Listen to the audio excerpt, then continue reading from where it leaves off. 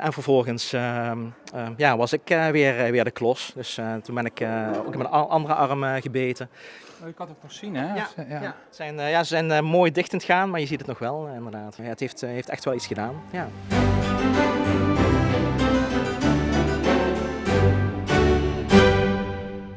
Dit zijn de Limburgse lintjes voor Limburgers die net een stapje meer zetten. Zoals Ramon Meijs. Hij is leraar, heeft vandaag een studiedag. Is een vergadering hier achter mij op school en wij gaan hem verrassen. Ja, het is trouwens een heel bijzonder verhaal, want het is een heldenverhaal. Hij is een schooldirecteur. En er is iets gebeurd wat heel aangrijpend is, nog niet zo lang geleden. Het is ook lekker een studiedag, al die kinderen lekker vrij vandaag. In de vette zit een leraar. Mag dat of niet? Goedemorgen. Ik weet niet zoals het zijn. Goeiedag, kunnen we binnenkomen?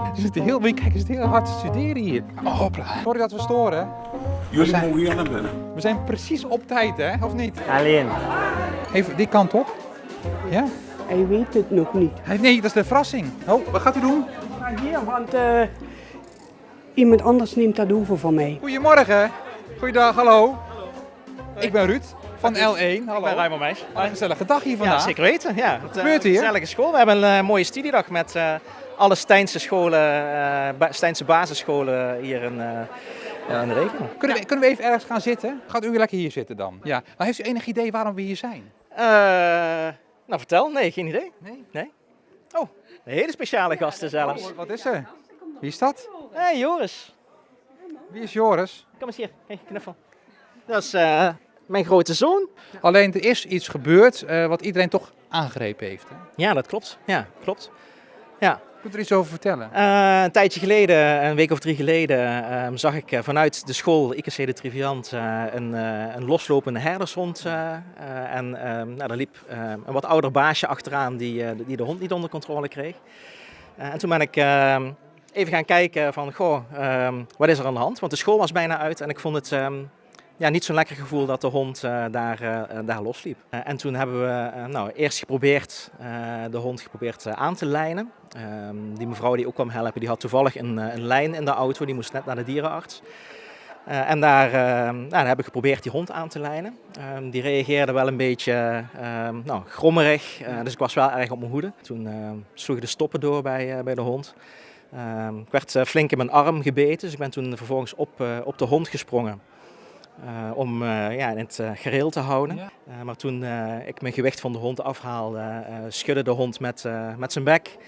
De melkkorf vloog eraf en beet de mevrouw die ook probeerde te helpen vol in de arm. Ik heb toen geprobeerd om de bek van de hond open te trekken. Om die mevrouw los te kunnen krijgen.